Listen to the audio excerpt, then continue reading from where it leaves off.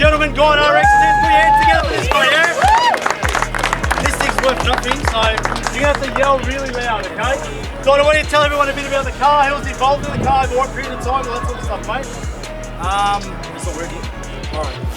Oh, we had about 2.5 years, roughly. Everyone that worked on the car put everything into the car.